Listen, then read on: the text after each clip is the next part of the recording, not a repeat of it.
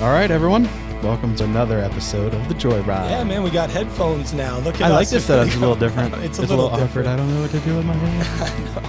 So again, we're growing. So we always grow, and now we've tried to professionalize the podcast a little bit more.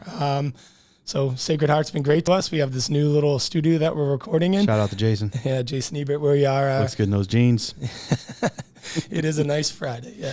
All right. Anyway, so Danny, what are we here to talk about today, buddy? Today we are going to dive a little bit into The Alchemist. Love this book. I know we shared a little bit about it in other podcasts, but I want to dive into something really special. Kind of working a little bit backwards. This character that we're going to talk about shows up towards, probably the second third of the book. Right. Towards the end of the second third. But anyways, it is Fatima or Fatima, who is what our man Santiago calls the woman of the desert. Yep. So, in the book, we'll catch you up to speed real quick. Santiago's on his quest to find his personal legend. Has to travel across the deserts to reach the pyramids and finds himself in the middle of some tribal wars. And the caravan that he's on stops at the desert oasis where he meets one of the most beautiful women that he's ever met. I find it interesting that he forgot about the first woman that he found on his journey. It was the daughter of the... What did he do? His role? I forget. I don't know. Keep talking. Yeah, I will bring it because he forgot about the first girl. Met Fatima at the watering hole.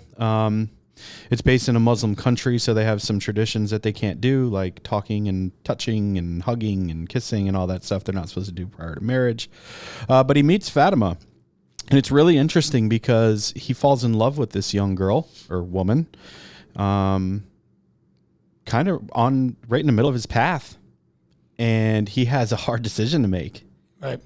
And, his chat with the alchemist states that a real woman of the desert understands that a man has to go on a journey and that she will be there to support him on that journey and will stay back or do whatever is necessary, essentially, to support that. Yeah. And I find this very, very important in life.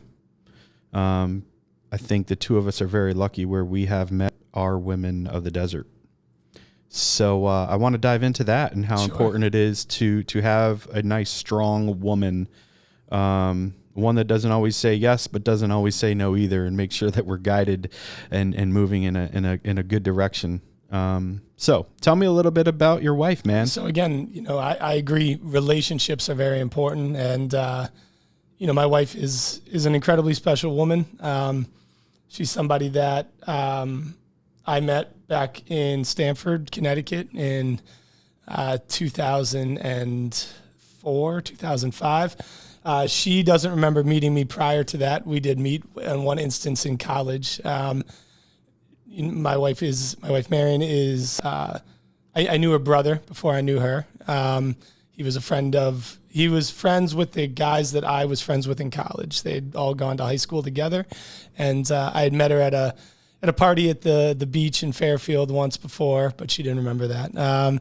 So our official first meeting was when she was living at home with her mom and stepdad. And she was out of college. She was teaching. And she discovered that me and three of my friends were all living together in Stamford and decided that she wanted to, hang with us. And, the rest was kind of history from there. I resisted the relationship early on. I'm one of those people, especially in relationships, you kind of have to beat me over the head sometimes to see, that there is a connection. I think early on it was immaturity, like a little focused too much on myself. And, I was doing my job. I was hanging with everybody. I'm a people pleaser, so I want everybody to be happy. So sometimes I lose sight of the nature of a relationship. But yeah, it was on 05. We were at one of our buddies' dad's 60th birthday then, I believe. And, I was outside of O'Neill's pub. She came outside and, she made her move. And I realized that she had interest in me. And, the rest is history. That's cool. Within a year, less than a year, we were already living together in Stamford and How long were you guys together until you proposed to her? It's a good question. Not even 2 years. Okay. And we were already living together. We'd actually already bought a house in Trumbull at that point. Well, I say prior to being married. Prior to being engaged and married. Yeah. Oh, wow. So we got engaged. I believe it was April of 2007. Yeah, she won't hold this against you. No, sorry, she won't remember. I'm the one who remembers all the dates, so it's fine. I get in trouble. Yeah, April of 2007, and we were married in July of 2008. Very cool. So yeah. And then pregnant with Mia. So 2009, 2010, she was born. Pretty quick into that. It was planned. It was what we wanted, and Very cool. And then James came about after a wedding, her brother's wedding, and Cool. So I'm going to give you a quick background on me and Katrina, and then I want to dive into really what Fatima's role in the Alchemist and our women, the women in our lives' role in what we do. So Katrina and I actually met around the third grade. We went to religion school together at St. Andrews in Bridgeport, and had a little crush on her. But we went to different schools, so we didn't see much of each other outside of religion school. We worked at the Trumbull Mall together, at different stores, but we worked at the mall together. I used to go see her on my lunch break just to say hi. And then I went away to the military. When I came back on leave one time, I wanted to reach out, so I just looked her up in the phone book. You're going back to like 2003 when they still had phone books, or maybe 2004, and called her, and she happened to pick up. She wasn't even living at home, and we didn't really connect then. And then a couple years later, she reached out to me, and we just reconnected, and it was great. Kind of like destiny. It was pretty cool. And then we moved to Arizona together and ended up pregnant with Armando. Happened really quick. Was not planning that. Right. And then came back to Connecticut, bought a house that we didn't even look at. And then like 3 or 4 months later, after Armando was born, we were pregnant with Lauren. So it went really quick for us too. But one of the cool parts about The Alchemist and the story that the role that Fatima plays, I think in the story it's a woman, but I don't think it necessarily has to be a woman, Correct. right? Yep. That's the beauty of The Alchemist, is that anybody can be any character at any time. Correct. And but Katrina happens to be my Fatima, and I happen to know that Marion is your Fatima as well. So the biggest role that Fatima plays is she essentially gave a blessing to the man that she loved, to say like, hey, you need to go out and do this, because if you don't go out and do this, you can't be the best version of you for me. Right? That's how I took it. Yeah. I mean, I don't disagree. I think symbolically she represents just like any other moment in the book where he is potentially faced with job security with the Crystal Merchant. He could stay there if he wanted to. Then the next phase obviously is finding love. Is love going to change the course that you believe your personal legend is pushing you towards? It was fascinating there in that part, because at this point he had become rich. He had become the counsel to the chief. Yep. He was well respected. He didn't have to leave. He could have had it all. But the Alchemist kind of laid it out to him and was like, look, you're going to have this, and then the omens are going to stop talking to you, and then you're going to resent her, and she's going to know that you resent her, and your relationship's going to fail essentially anyways. So I find that really fascinating, because it feels true. Yes. It feels true. Especially when you found your Fatima, right? Right. And so when Katrina and I were going through it, and I decided to start Live Free, had I not had her complete buy-in, I don't know that I would be a happy human. Correct. And I think it took a really special person for Katrina to know that we were going to sacrifice some stability within our family financially for me to pursue building Live Free. Mm-hmm. Tell me a little bit about those conversations that you had with Marion when it was walking away from teaching. It's the same thing, essentially. It's the same story, same archetype. It's, this is something that's very important to me. I saw an opportunity at Live Free where I could inject in my personality and who I am to help us grow this to something beyond what I hope anybody who was involved in it prior ever thought it could be. Yeah. And that was my goal coming into this. Honestly, I'm not saying the conversations weren't hard, but it was the outcomes that we recognized were going to be the harder point of the conversation versus I was like, Maren, I think this is what I'm going to do. I need to do this. And she was like, yes, I support you, It's amazing. And we talked initially about the sacrifices that it was going to take to do it. We gave up some stability for it, in the perceived power of a pension plan for a teacher, and then the concept of, steady pay, in incremental gains, and who we had set ourselves up to be. And none of those were elements of the conversation. It was just, I need to do this. And she was like, okay, I think we can make it work. Let's make it work. And we have, and it hasn't been without struggle. Everybody needs to know that, like there's definitely moments where we're like, oh my God, like, this is really hard. And, but the thing to remember is that those conversations existed prior to it as well, which is what I respect about the text as well with this. I think, Fatima serves incredible purpose in the book, in my opinion, as well, because she presents a challenge to him where he wants love in that moment, And the thing that's cool is when he leaves her to continue to pursue his personal legend to find the treasure at the end. And again, I always treasure in quotes there.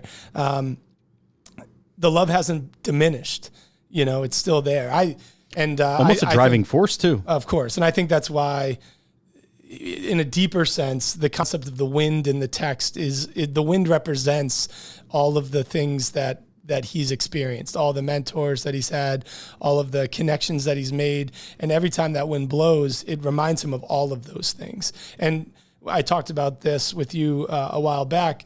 When he goes to the pyramids and discovers that the treasure is not there, that it truthfully it was all the way back in the beginning, which again is part of the metaphor of the whole idea and the meaning of the text, is that, the journey, the process of going through the life you live is the treasure. That he gets back, finds the treasure, has that epiphanal moment where it's like, this is it. I found what I needed.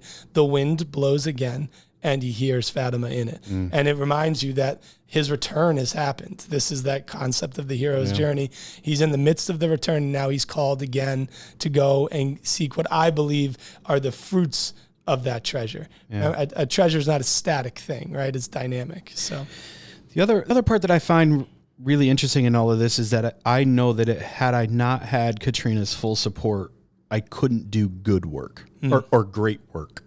Could have done good work, but I don't know that I could have done great work. Having your partner's full support, knowing it in your core, not just words, but knowing it, that she has my back. She is supportive in the fact Katrina actually walked away from her job as well, where I played the role of Fatima, where it was like, I understand that you want the security that your job had, but there's even more security here because now you're doing something with purpose that you want to show up to every day. I love that you think like that, because it's really important to recognize all of us, and you said this earlier, that all of us are Fatima at some point. Sure. And I think actually a relationship will fail if you don't serve as Fatima at some point for your